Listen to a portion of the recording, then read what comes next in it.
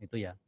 Tapi kalau misalnya sudah, silahkan digali, nanti di sana menggunakan apa, laporannya bagaimana, apakah menurut teman-teman itu nanti kriterianya sudah mumpuni atau belum misalnya. Nah, outputnya nanti kalau outing class itu seperti itu. Nah, itu nanti akan saya gunakan sebagai nilai pengganti tugas. Nah, seperti itu. Itu ya teman-teman ya. Jadi sederhana saja nanti. Pak Disa mau tanya. Iya, iya. Itu outing kelasnya itu di mana? Iya, iya. Outing kelasnya di mana? Nah, itu Solo sih, tapi saya tepatnya belum tanya ke Fania. Fania kemarin sih yang menginfokan ke saya. Ya, saya terus minta nanti diskusikan dengan ketua kelasmu. Terus nanti ketua kelas satunya, katanya ketua kelasnya dia kan Utami. Ya udah diskusikan dengan Utami, sama yang satunya kan Disa. Tak suruh minta nanti diskusi dengan Disa. Nah, diskusinya silakan nanti di grup WA nggak apa-apa. Yang tempatnya mana, terus nanti kalau Solo kan masih terjangkau ya, Solo atau enggak nanti Klaten itu enggak apa-apa, silahkan. Terus itu outing class bagi saya juga enggak saya wajibkan. Yang penting teman-teman nanti kita ke sana itu intinya belajar dari lapangan gitu loh. Memang belajar ke lapangan, kita tidak hanya fokus pada teorinya saja ya, tapi lebih ke praktek sebetulnya seperti itu. Banyaklah nanti ilmu yang bisa kita gali dari luar, intinya seperti itu. Nah, nanti teman-teman yang bisa ikut outing class itu nanti outputnya tadi laporan itu saya gunakan sebagai pengganti nilai tugas. Kalau yang tidak bisa ikut outing class silahkan nanti explore sendiri perusahaan-perusahaan UMKM, terus nanti laporannya dikumpulkan ke saya ya. Nah, itu nanti juga saya gunakan sebagai nilai tugas seperti itu. Oke ya.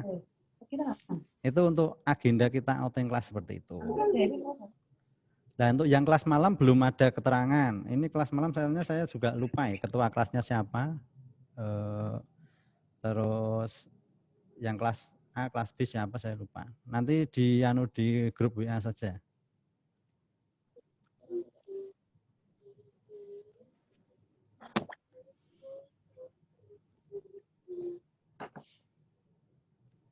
Ini sudah pada pulang kan?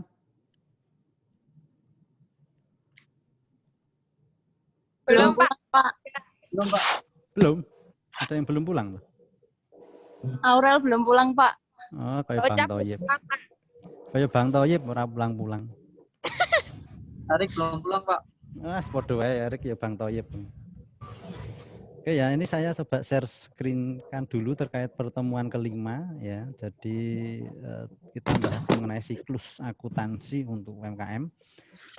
Berbicara mengenai siklus akuntansi untuk UMKM itu sebetulnya teman-teman itu sama dengan siklus akuntansi di pengantar akuntansi 2. Nah, kenapa itu saya memprogramkan untuk kelas akuntansi UMKM itu kita harus ke lapangan ya, karena nanti semua teori-teori dan konsepnya itu di pengantar akuntansi 2 itu ada ya.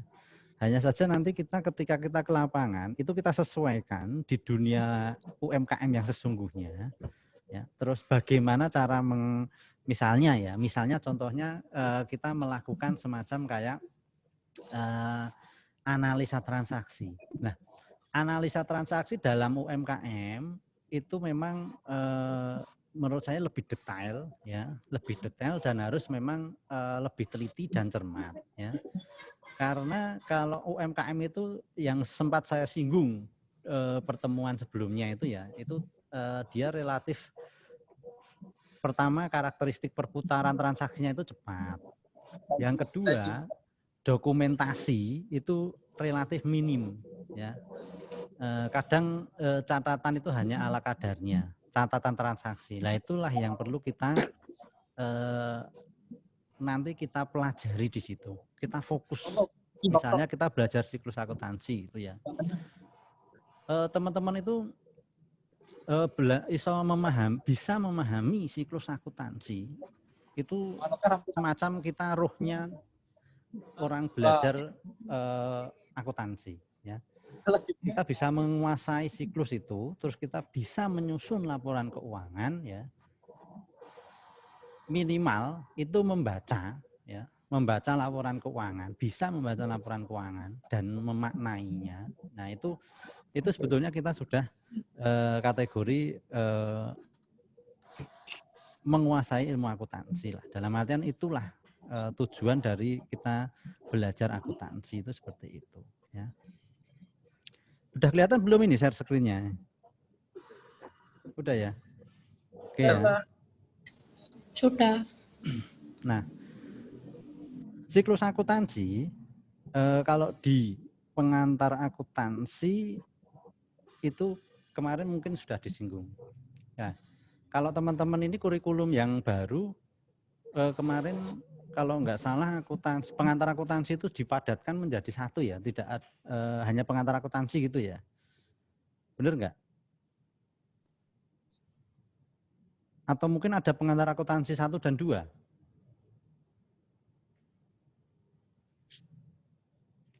Ada yang bisa memberikan komen terkait dengan yang sudah dipelajari di pengantar akuntansi 1?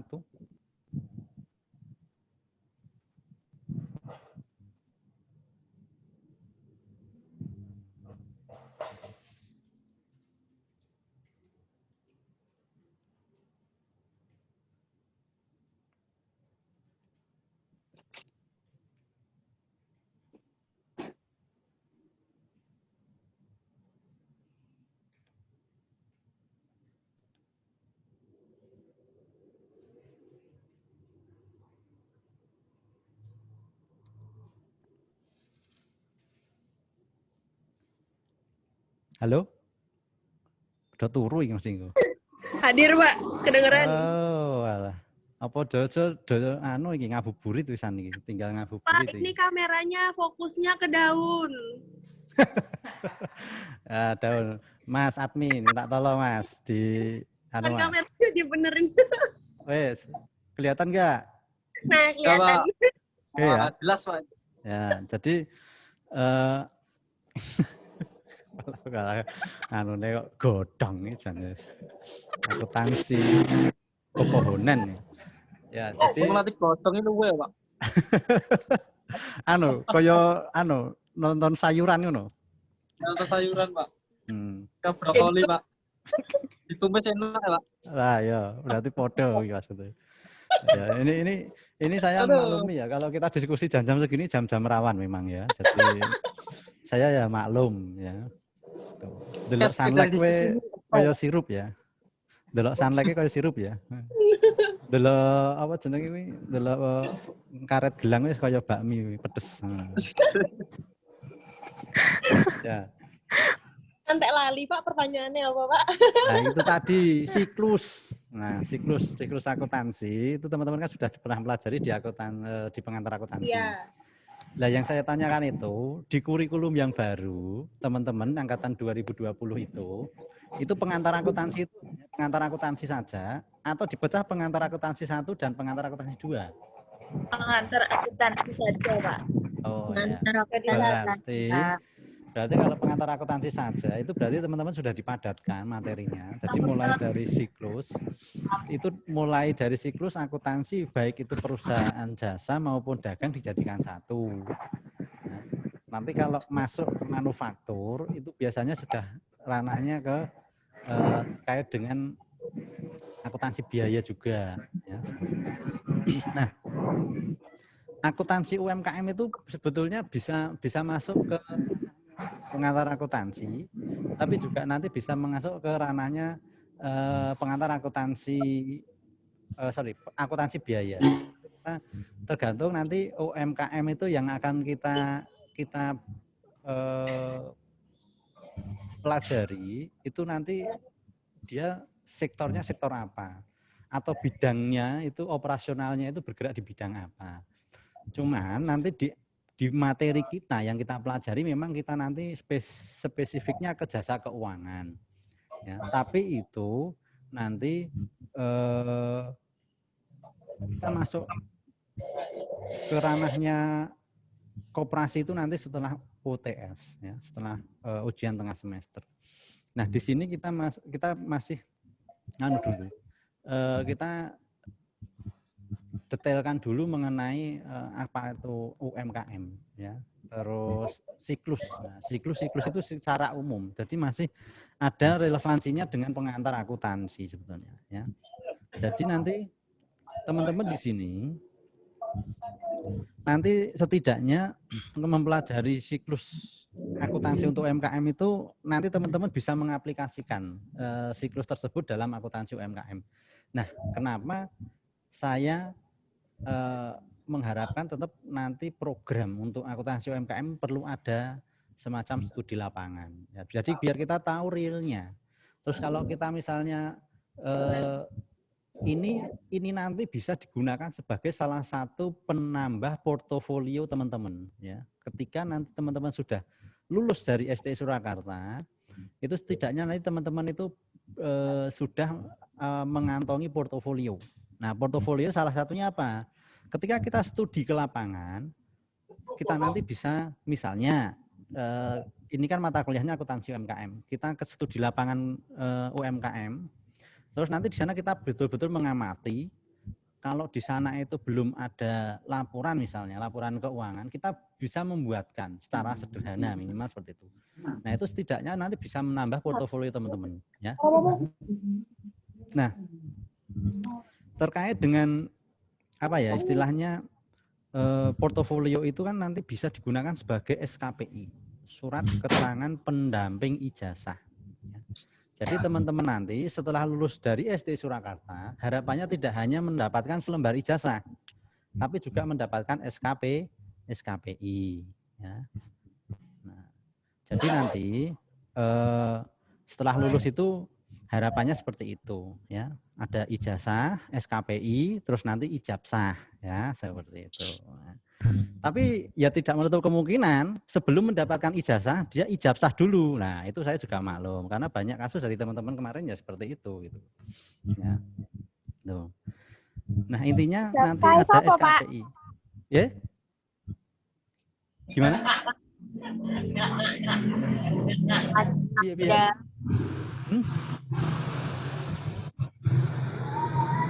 Gimana?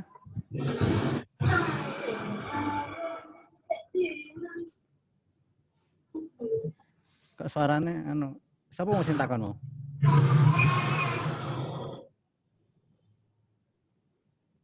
Kayak suaranya Ocak, Pak.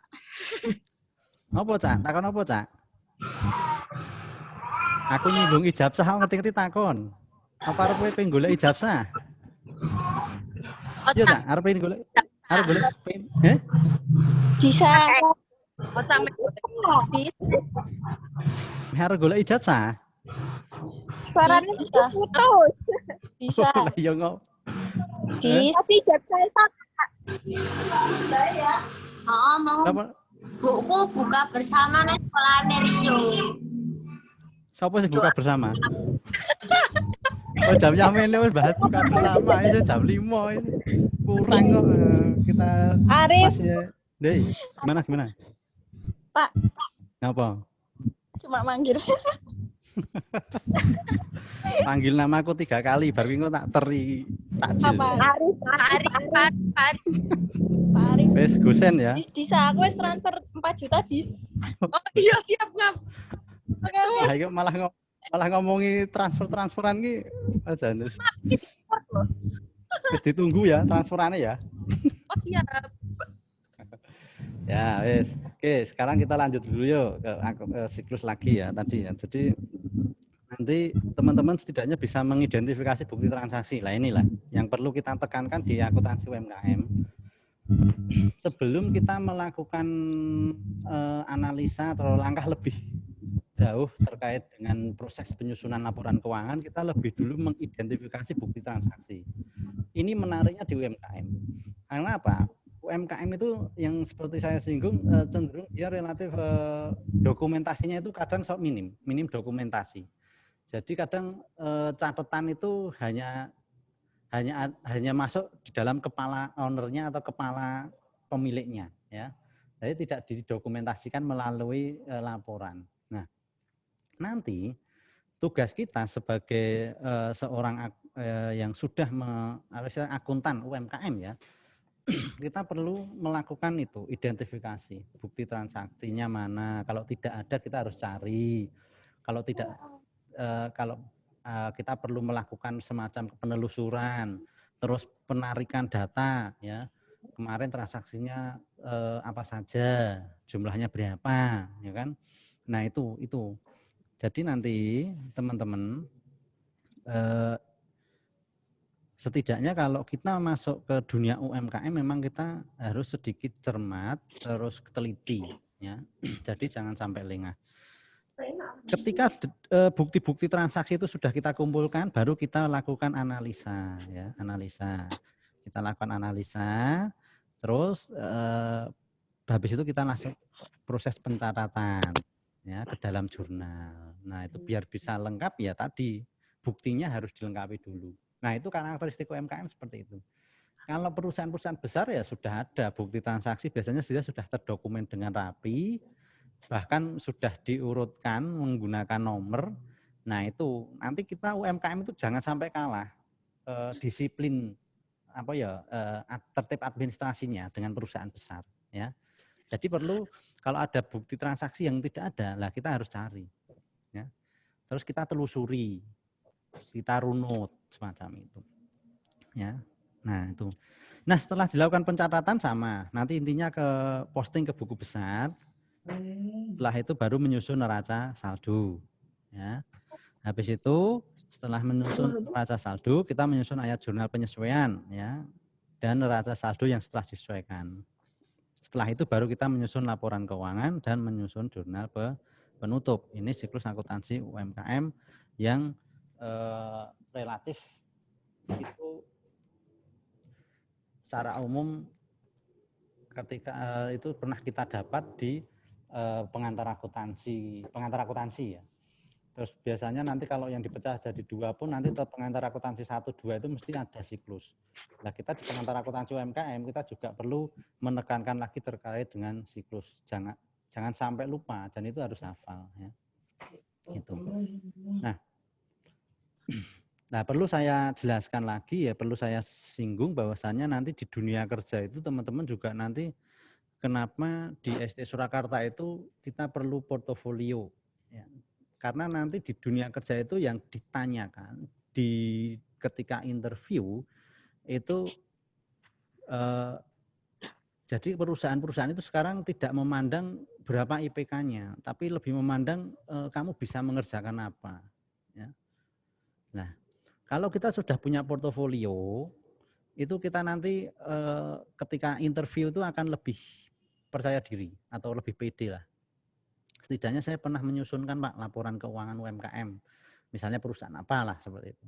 Nah ketika nanti kita masuk ngelamar kerja, ya, terus kita interview itu, terus kita bisa memiliki portofolio seperti itu, nanti setidaknya kita akan itu menjadi nilai pertimbangan, ya, bahkan nilai plus bagi teman-teman semuanya. Jadi memang zaman sekarang kita tidak bisa hanya mengandalkan selembar ijazah. Apalagi selembar ijazah. Ya. Nah, selembar ijazah itu hanya bisa kalian nikmati dengan keluarga kalian, keluarga kecil kalian. Ya. Tapi kalau ijazah itu bisa digunakan untuk melamar pekerjaan plus SKPI, surat keterangan pendamping ijazah. Ya. Oke. Nah, dalam mengidentifikasi bukti transaksi ya, itu tahap pertama. Jadi nanti pastikan memang tadi sudah saya singgung, transaksi itu betul-betul bisa dicatat dengan benar. Kalau memang tidak ada, memang kita harus cari dokumen-dokumen pendukung atau mungkin kita harus betul-betul menelusuri sejak awal. Ya, seperti itu. Nah, saya pernah diskusi sama salah satu pelaku UMKM ya, dia pemilik warung makan bebek ya. Bebek ya penyetan lah ya, Lamongan seperti itu. Beliau pernah ngobrol sama saya terus tanya-tanya terkait Mas Arif dalam menentukan harga pokok, ya kebetulan beliaunya itu sebetulnya orang akuntansi juga. Tapi memang gimana ya, mungkin beliaunya sudah lama, jadi ada hal-hal yang mungkin kelewat. Dia ngobrol-ngobrol sama saya. Jadi kasusnya itu beliau itu mau menentukan harga pokok bebeknya, ya, bebek satu porsi, bebek goreng misalnya. Bebek goreng tapi itu belum sama nasi, belum sama minum. Jadi kita memang harga pokok bebeknya saja. Bebek itu dibagi menjadi 4 kalau nggak salah, ya. Jadi apa ya istilahnya, bebek nak yang sudah disembelih terus hilang kepalanya ini, nak kalau orang Jawa ngarani gembung, iya Ra? Enggak tahu, Gembung. Pak. Ini orang yang dodol bebek toh? Enggak. Sapi, Pak. Oh sapi. Oh, engko kita bahas sapi nggak apa-apa ya. Nah. Ya, monggo. Puasa Ya. bahas sapi toh, Pak. Oh iya, enak bebek pancen ano. Makanya aku Ayam gendong goreng oleh. enak, Pak. Nah, ayam goreng. Ora apa ayam goreng. Oh iya, dia juga punya, dia kan warungnya itu yang menyediakan bebek, ayam goreng, ati ampela dan lele ya. Pokoknya Lamongan lah. Ya, intinya kalau misalnya bebek ora do mudeng ya ayam goreng wae ya. Gen kok tambah luwe ya, karena iki yo diringkas yo ngabuburit. Ya, beliau itu pernah ngobrol sama saya, tanya, Mas Arif, saya itu ternyata ya masih bingung ya Mas. Saya dulu juga belajar akuntansi sebetulnya, jurusannya akuntansi. Tapi saya itu masih bingung nih, untuk menentukan harga harga ayam satu porsi, tapi belum sama nasi sama minum Mas. Itu hanya ayamnya saja. Katakanlah ayam itu saya pecah menjadi 4. Itu saya saja masih bingung loh Mas untuk menentukan harga pokok. Itu sebetulnya saya jual sekian itu apakah sudah untung? Nah, saya tanya, jenengan damel satu porsi bebek niki, ada yang nggak bisa bahasa Jawa ini? Bahasanya campur-campur ya? Aku nggak bisa bahasa Jawa, beneran? Saged. Bisa, Pak, orang Jawa. Oh ya, soalnya dene ya wong Jawa, tanyanya sama saya juga orang bahasa Jawa. Nah, saya juga jawabnya pakai bahasa Jawa. Jenengan damel satu porsi ayam niku nopo bebek lah misalnya. Belum sama nasi, belum sama minum, itu kagem damel niku komposisinya nopo mawon, aku ngono. Ya bumbu Mas, ya oke, bumbu ini nopo mawon. Ada misalnya katakanlah bawang merah, bawang putih, ya. Terus ada garam, ada pelagi, istilahnya jenengan sudah kalkulasi semua, sudah oke. Jenengan dalam membuat ayam atau bebek itu skalanya berapa porsi. Jadi dalam sekali buat itu berapa bahan bakunya yang dibutuhkan. Terus harganya sudah pasti. Sudah. Terus kira-kira jenengan sudah bisa menghitung rata-ratanya. Katanya saya sebetulnya sudah Mas. Sekian. Untuk bumbu itu sekian nilainya. Itu bumbu per itemnya sekian, terus di total jadi sekian. Ditambah harga pokok ayamnya sekian. Ya. Terus ketemunya berapa? Sekian. Terus harga jualnya jangan berapa? Sekian. Terus jenengan untuk kulaan itu pakai motor, jalan kaki, berlari, tak ngono oke, karo tak guyoni ya. Wah ya numpak motor Mas, anu ini rada adoh. Nah jenengan numpak motor niku disuruh apa diisi bensin? Oh ya diisi bensin. Nah terus akhirnya saya tanya, jenengan udah dihitung belum bensinnya? Wah durung ya Mas. Nah itu berarti jenengan untuk membuat satu itu berapa biayanya, mendingan dikeluarkan semuanya biayanya, dihitung semuanya. Sampai yang satuan terkecilnya. Misalnya jenengan kulaane berapa hari sekali, itu di rata-rata saja. Ya memang kita tidak harus tepat valid. Kalau tepat itu lebih bagus, tapi misalnya minimal kita sudah diestimasi. Misalnya untuk kulaan bahan baku itu kalau bahan bakunya dibeli sendiri loh ya, itu kita harus mengeluarkan biaya untuk memperoleh bahan baku. Tapi kalau jenengan di story, misalnya ayamnya sudah di story, lah itu mungkin kita tidak perlu mengeluarkan biaya itu semacam itu. Oh ngoten, nggih. Akhirnya setelah dia hitung-hitung, ya alhamdulillah Mas, ternyata saya masih laba. Nah, berarti kalau intinya kan kalau jenengan tidak rinci dalam menghitung, nanti otomatis estimasi labanya juga tidak valid. Aku bilang gitu. Saya bilang gitu. Oh ngoten, nggih. Aku bilang. Akhirnya terus beliaunya terus coba dihitung lagi. Terus akhirnya awalnya estimasi labanya itu sekitar 40%. Nah, setelah dihitung dengan biaya-biaya yang tidak dia sadari, oh lah kok ternyata labaku ya laba sih, neng kok medun. Nah ya itu sudah konsekuensi kalau kita memang tidak bisa menghitung secara tepat dalam perhitungan akuntansi. Nah itulah kenapa UMKM itu perlu, menurut saya perlu akuntansi UMKM. Karena untuk menentukan harga pokok itu kadang mereka masih bingung, ya kan? Intinya untung atau ruginya dia belum tahu. Kalau misalnya untung pun dia belum tahu untung yang pas istilahnya validitas keuntungannya berapa itu kadang mereka belum tahu. Nah, itu salah satu contoh yang pernah saya temui itu seperti itu. Ya, beberapa pelaku UMKM. Nah, ini tidak menutup kemungkinan juga itu kan tadi saya kasusnya dia usaha dagang ya, usaha dagang. Walaupun dagang tapi dia konteksnya ada sedikit manufaktur ya karena dia mengolah bahan mentah menjadi bahan mateng ya. Tuh.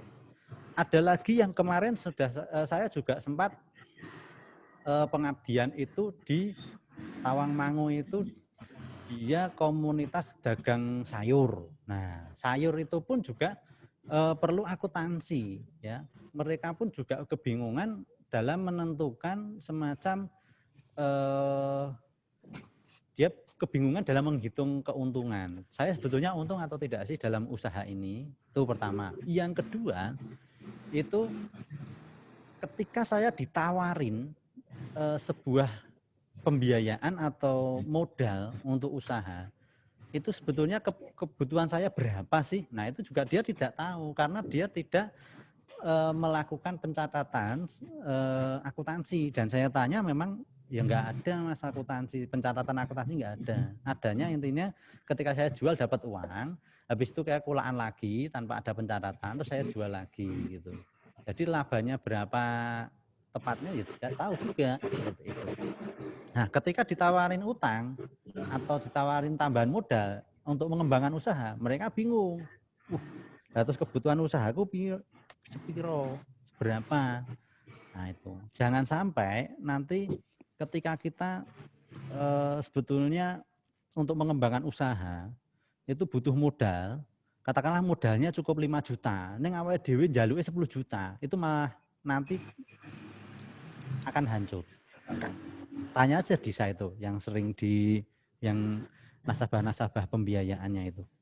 Kalau tidak tertib administrasi, terus direkayasa ala kadarnya, ya nanti dia itu usaha itu tidak berkembang malah buntung seperti itu.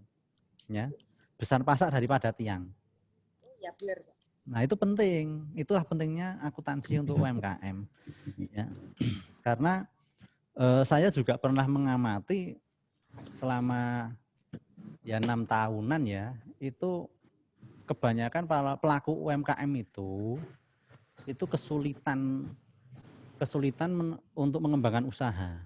Itu faktor utamanya biasanya modal. Lah ketika dia didapatkan kucuran dana, itu tidak tambah berkembang, justru malah menurun, bahkan malah ada yang sampai gulung tikar. Nah itulah yang kemarin sempat saya amati, ini faktornya apa? Aku bilang gitu. Saya kadang di dalam hati saya itu bertanya-tanya, itu faktornya apa sih? Gitu. Setelah saya amati, saya cermati, itu sebetulnya hanya satu faktornya. Catatan atau akuntansinya dia tidak tertib. Otomatis apa? Kebutuhan dia untuk mengembangkan usahanya, kan mengembangkan usaha butuh tambahan modal. Oke, itu enggak masalah. Tapi yang penting berapa modal yang berapa modal yang dibutuhkan biar usahamu itu bisa tetap berkembang.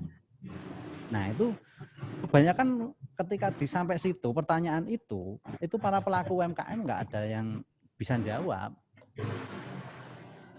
Kalau saya pengen tambahan modal itu sesuka saya, ini akhirnya baru ra iso nyaur, lah repot to nak ngono kuwi. Nah, ada juga kadang yang mintanya itu pinjaman tanpa angsuran. Lah kuwi pinjamane mbahne apa piye kan gitu loh. Tak jawab gitu kan gitu. Nah, jadi itu perlu kita sosialisasikan ke masyarakat.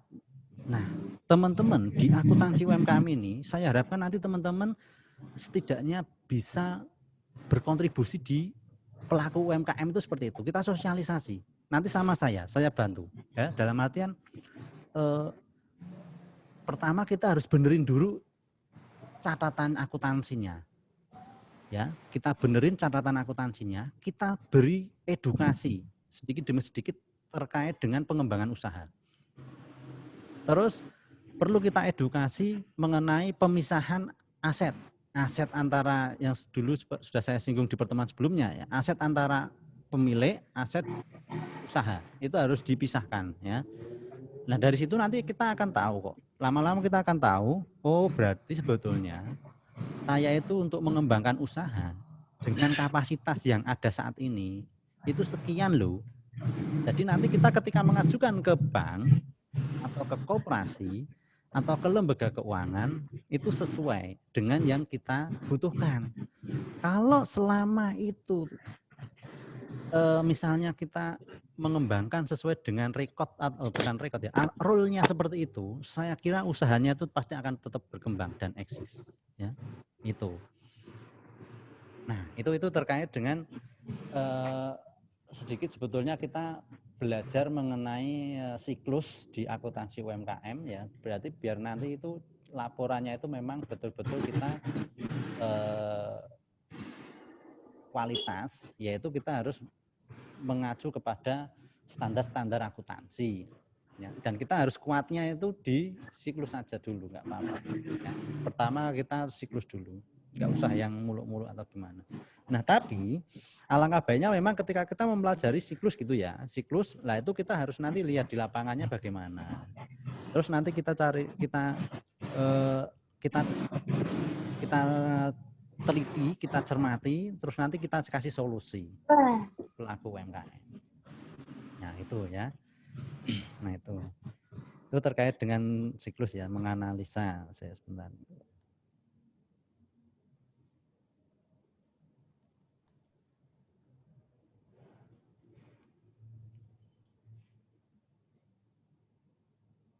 Nah, menganalisa transaksi, terus proses pencatatan transaksi ke dalam jurnal ya. Intinya penjurnalan ya. Ketika sudah dilakukan analisa transaksi tadi, baru kita melakukan proses pencatatan transaksi ke dalam jurnal. Nah, itu nanti kemarin di pertemuan-pertemuan sebelumnya sudah saya singgung itu. Jadi nanti ketika ada transaksi apa, ini apa saja yang perlu kita entry-kan ya. Terus itu pengaruhnya ke akun-akun apa saja. Nah, itu nanti di sini di pencatatan transaksi ke dalam jurnal ya. Lah kalau sudah itu baru nanti kita lakukan posting. Ini teman-teman pasti sudah hafal semuanya ya. Dulu di di SMK itu mungkin sudah banyak ya dibahas mengenai siklus. Tapi memang kita belajar akuntansi itu harus seperti itu. Jadi kita memang harus dari siklus.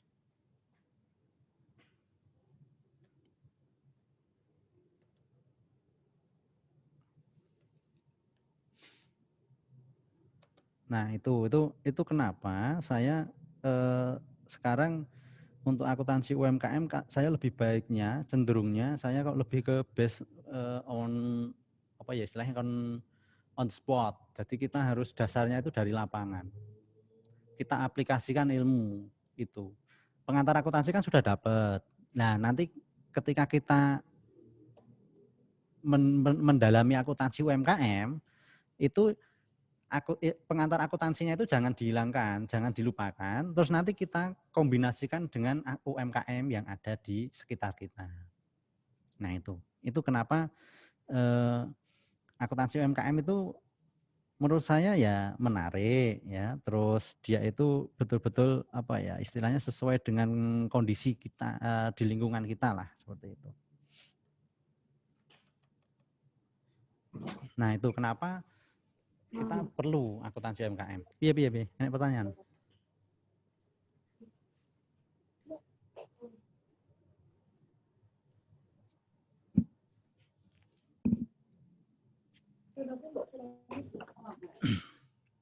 Teman-teman sudah mendapatkan praktek akuntansi? Dulu waktu SMK. Oh bukan, di sini. Sering, Pak. Belum. Dulu. Semester 2 ada enggak? Harusnya kalau pengantar akuntansi, di pengantar akuntansi secara teori kan semester 1 pasti dapat. Ya. Itu prakteknya itu Ya, kalau enggak betul. semester 2 harusnya. Enggak, Semester berapa? Enggak ada. Semester 3? Kemungkinan ya. Oh ya. Nah nanti gini aja, kalau saya ketika teman-teman nanti sudah ke lapangan, saya kira teman-teman nanti akan sangat terbantu sekali ketika teman-teman menempuh mata kuliah praktek akuntansi. Nah tergantung nanti kita lihat yang akan kita apa ya istilahnya, yang akan kita kunjungi itu dia usahanya apa. Kalau pengantar akuntansi itu biasanya nanti lebih ke dagang dia. Praktek pengantar akuntansi itu lebih ke dagang. Tapi nanti nggak tahu kalau yang terbaru nanti modelnya mau gimana. Mau dikombinasikan praktek jasa atau mungkin keuangan jasa dan dagang atau mungkin dagang dan manufaktur. Saya tidak tahu. Kalau yang dulu-dulu itu praktek akuntansi itu lebih ke dagang. Kalau praktek akuntansi biaya itu baru ke manufaktur. Nah teman-teman coba dilihat ada enggak mata kuliah praktek akuntansi dan praktek akuntansi biaya. Nah nanti kalau ada itu kita sinkronkan dengan kita belajar di akuntansi UMKM. Tapi yang program itu kalau bisa memang. Sudah punya gambaran kah yang saya maksudkan terkait dengan outing class yang akan kita laksanakan?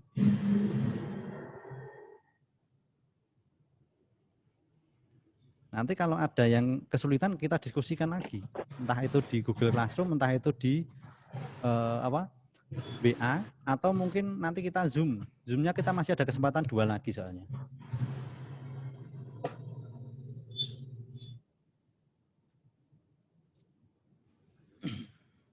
Gimana teman-teman?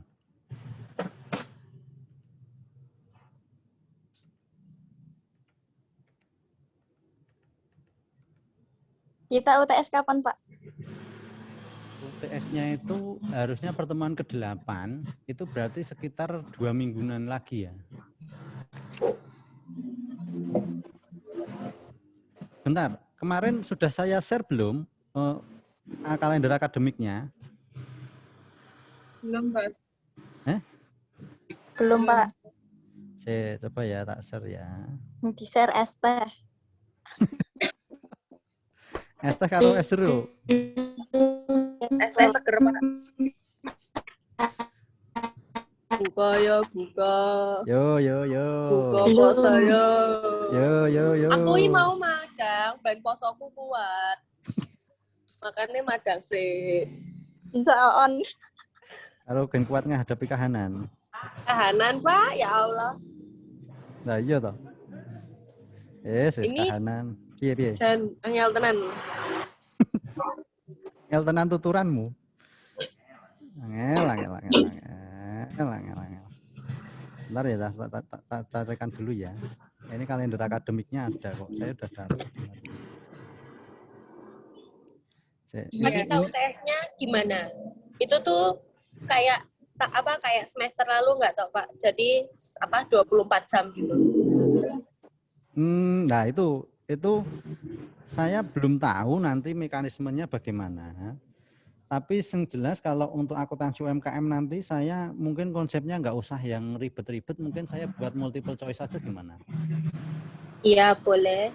Nah maksudnya waktu batas pengirimannya. Aku apa aja mau, yang penting batas pengirimannya Pak.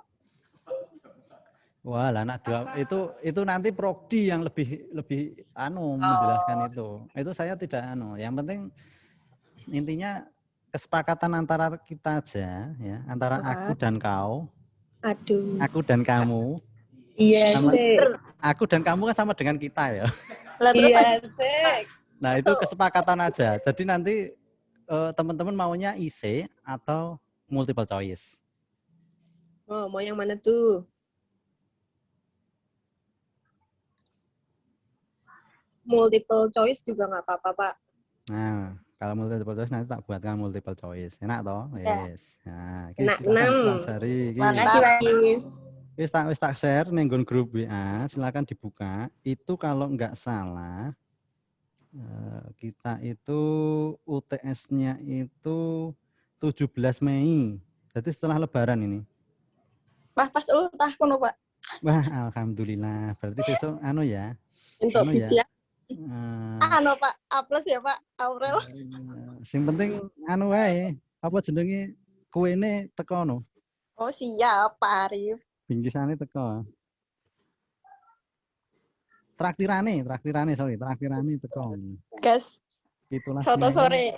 Nah, soto sore mantap. Apa penyitaan ngarep kampus ya ora apa-apa. Ayo. 17 Mei sampai 21 Mei ya teman-teman ya. Nanti depan kampus nggak punya penyitaan. Adanya Bank Mandiri. Apa?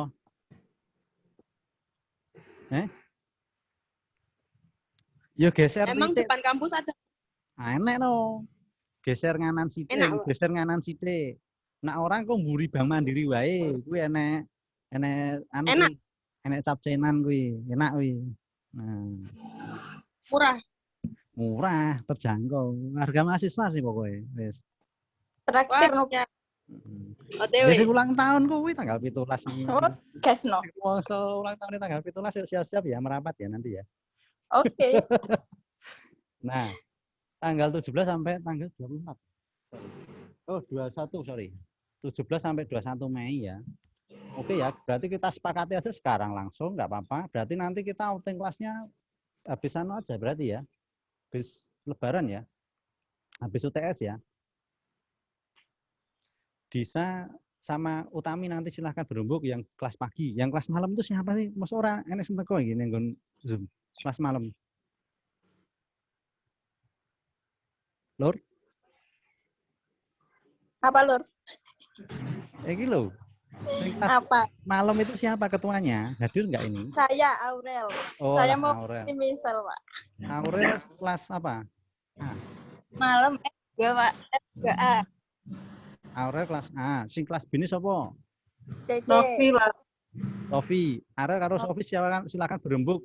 Lokasinya mana yang mau di adakan untuk outing kelas. Tapi nanti dulu nembusin ownernya, boleh nggak? Kalau yang kelas pagi sudah ada rekomendasi istilahnya sudah ada masukan dari Fania. Tempatnya Fania kerja, nggak apa-apa. Bosnya. Siapa? Yang penting itu tadi pesertanya kan kita berapa dulu kita harus tentukan. Jadi nanti kalau mau datang semua kan estimasi kalau satu kelasnya 40 atau 30 kan berarti misalnya 30 kan berarti kan dua kelas kan 60 orang. Nah itu boleh enggak intinya gitu. Kalau boleh ya kita langsung gas saja eksekusi. Gitu. Nanti saya dampingi. Omong Mbak apa kan nyacah suket Bu Erung Bali. Siapa sih nyacah suket? Siapa sih nyacah suket? Bocor, mic-nya bocor. Wah, lah iki. Aduh. Iki kok yang nyahene kok nyiapke suket ya. Nyahene iki nyiapke iki ya kolak. Tapi Pak. Ya sebuah ngono kok nyacah suket aja nyamino nyacah suket. Kudune yo. Sapi Pak, buat sapi. Sapi loh. Oh, alah pipi. Iya dadak melu buka barang. Ya. Nah, intinya gitu. Terus pokoknya tak tunggu kabare. Kita pertemuan ini hanya siklus dulu. Wes pokoknya serasa kakek. Yang penting sithik neng, yang penting teman-teman nanti cobalah di lapangannya kita eksekusi benar-benar ya. Terus nanti teman-teman akan mendapatkan ilmu yang tidak kita peroleh di teori. Tuh yang paling apa ya istilahnya menyenangkannya di situ. Ya nanti bisa silahkan kalau yang sudah bekerja di apa ya, yang sudah bekerja itu di semacam kayak disambungkan dengan dunia kerjanya atau direlevansikan dengan dunia kerjanya atau di apa ya, dihubungkan dengan dunia kerjanya, masuk atau enggak. Boleh. Nah, yang kerjanya di misalnya di kuliner, itu justru malah sangat masuk sekali. Yang kerjanya di apa? Misalnya di perdagangan, nah itu kan juga masih relevan ya. Terus nanti yang kerjanya di lembaga keuangan boleh nanti dikaitkan dengan tadi ya. Tuh. Sofi sing kelas B, Aurel kelas A ya, yang kelas malam ya. Ya, Pak. Silahkan nanti didiskusikan atau enggak nanti di grup sih nggak apa-apa. Langsung kita nanti karena tanggal 17 itu sebentar lagi loh. Itu nanti UTS-nya sebentar lagi, terus habis itu tahu-tahu kita harus mau nggak mau harus melaksanakan UTS kelas, terus nanti mungkin harinya beda ya antara kelas malam dan kelas pagi. Nanti kalau jadi satu saya nggak bisa dampingin ya. Nanti saya yang kelas pagi dulu aja nggak apa-apa sih, karena kelas pagi sudah ada referensi ya. Kalau yang kelas malam nanti cari dulu. Nah nanti gini, pertemuan ke 7 kan 8 itu biasanya UTS. Antara 9 atau 10 atau 10-11 lah tuh. Atau 11 12 13 nanti yang 12 kelas pagi, yang ke-13 kelas malam. Rasa dado yang terjangkau. Neng nak misalnya neng daerah dewi ya nggak apa-apa, misalnya mau cari merekomendasikan daerahnya sendiri nggak apa-apa. Nanti yo gen koncone yo dolan mampir ngono lho. Itu suguhan. Tuku. Makanya bar bodo. Makanya saya menjadwalkannya habis lebaran. Nanti kan Pak, ya sapa ngerti saya nek turahan gitu. Biasane iki black kongguan kae karo monde iki sok nipu anggere wis hari ke-7 H+7. Ganti karak. Jadi nek ora ganti karak ya payek. Nah ora caruk, ngerti caruk ora? Caruk. Beras goreng. Bener. Beras goreng. Beras goreng. Nah itu. Padahal ngarepe mereknya Monde. Ini apa? Gimana? Ini yang datang per kelas gitu atau per angkatan per jurusan gini, Pak? Gini. Atau per R1 per R2? Ya, datangnya itu per R1 R2 saja. Jadi cukup dua pertemuan saja. Jadi 2 kali. Kalau R2 gabung R1 gimana, Pak? Lah nggak apa-apa. Mau digabungkan. Yang penting gini, yang penting tempat usahanya itu mau gitu loh. Kalau gabungan nanti totalnya harus betul-betul diestimasi siapa yang bisa hadir, di list aja. Mungkin gini aja, nanti di list aja. Kalau sekitar pesertanya berapa misalnya. Misalnya katakanlah satu kelasnya berapa masih 30. Kemarin 44. Wah, ada yang 44. Katakanlah 44 sama 30, berarti kan 74 ya. 74 kali 2, 100 berapa itu? 150 ya. Misalnya katakanlah 150 itu tempat. Ini mau grebek atau gimana, Pak? Kok banyak banget? Demo. Lah iya makanya Tawuran, Pak. namanya outing kelas kan ya semacam sedikit grebek bisnis gitu, nggak apa-apa. Iya, kasihan Pak itu. Aduh, yang punya UMKM bingung, Pak. Nah, makanya itu. yang punya UMKM itu boleh enggak kalau 150. Tapi kalau misalnya 70, itu 70 kan masih memungkinkan gitu loh. Nah, iya.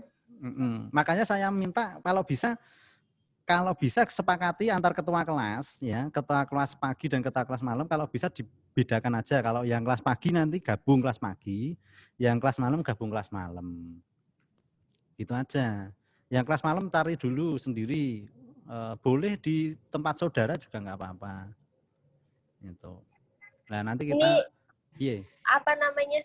Di Solo, di Klaten, Boyolali, Jogja, Cilacap, mana? Wah, yojo ada kita deket dulu. Maksudnya Boyolali, Klaten ora apa-apa sih. Solo, syukur-syukur Solo Raya, Solo ya.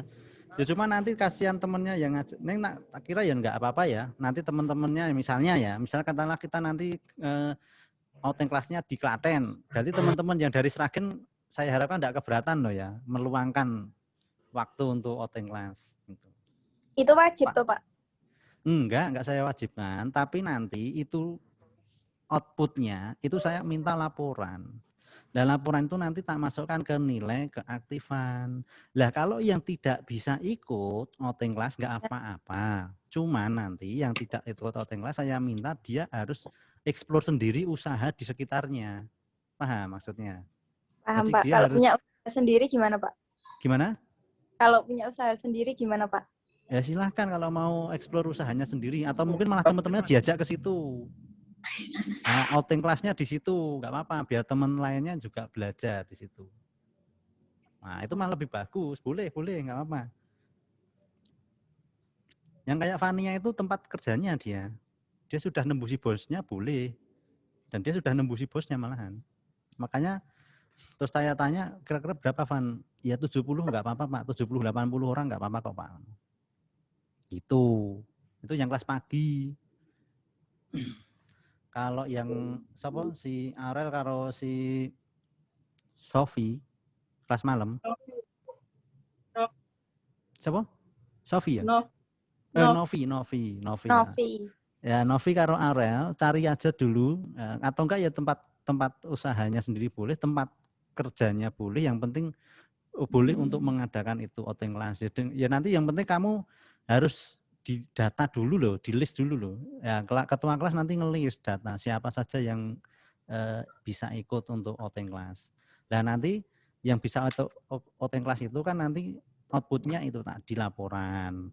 Tapi kalau yang tidak, berarti nanti kan saya minta untuk mengeksplor sendiri UMKM di sekitarnya. Pak tanya. Gimana? Kalau misal kayak jualan keliling termasuk UMKM nggak tuh Pak? Ya UMKM itu, jualan keliling. Oh UMKM. Oke Pak. Gitu. Makasih. Jualan keliling itu mikro. Ya. Neng nak outing kelas, apa outing kelas neng gon mikro ngono kuwi.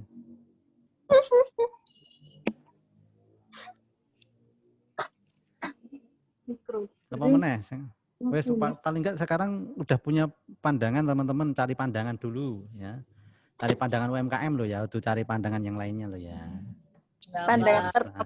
Aduh. Ini puasa, ingat puasa ya. Kan lebaran, berarti nggak apa-apa dong. Oh iya, wis kan. Ya tak maklumin aku ya. Ya kowe anu dhewe dispensasi.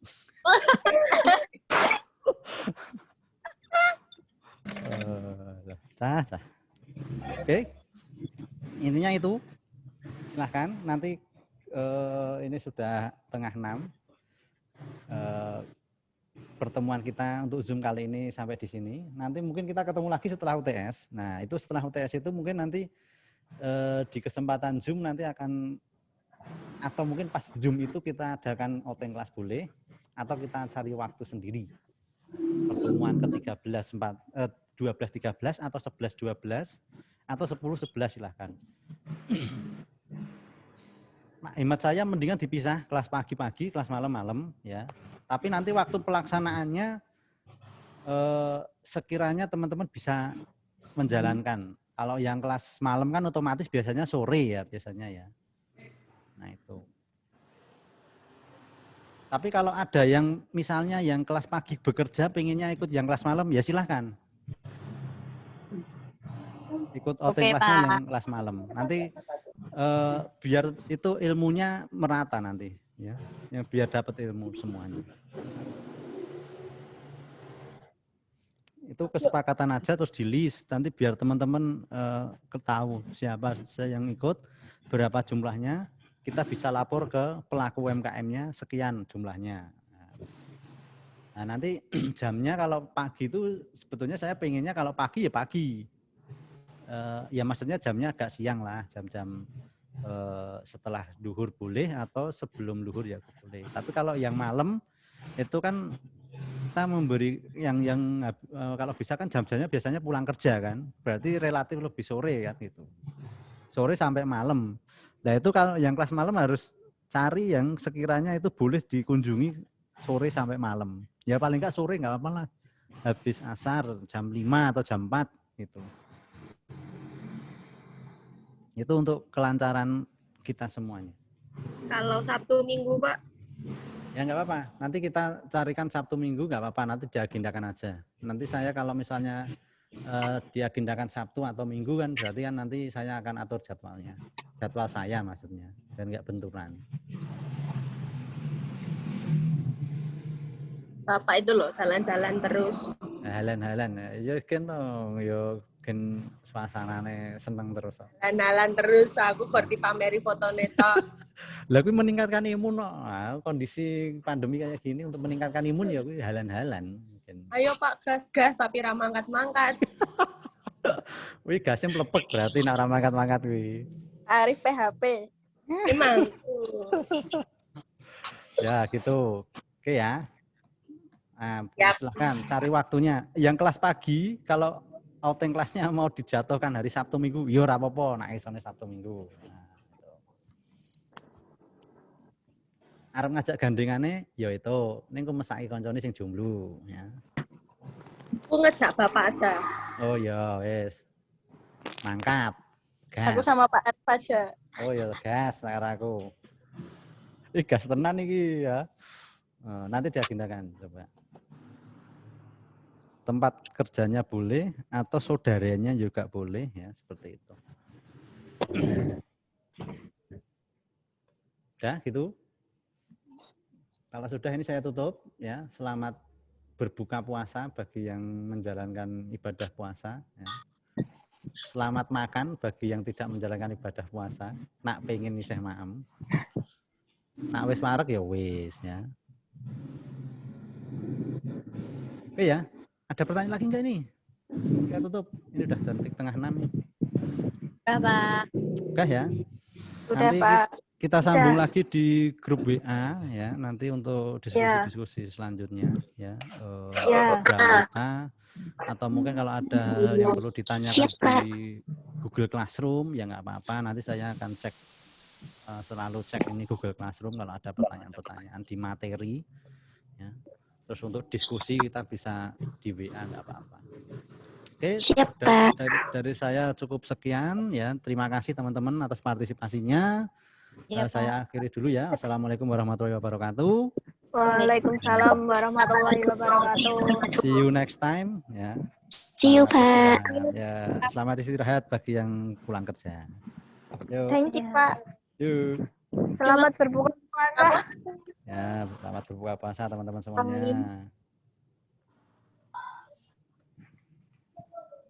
Oke guys, terima kasih ya udah ikut Zoom hari ini.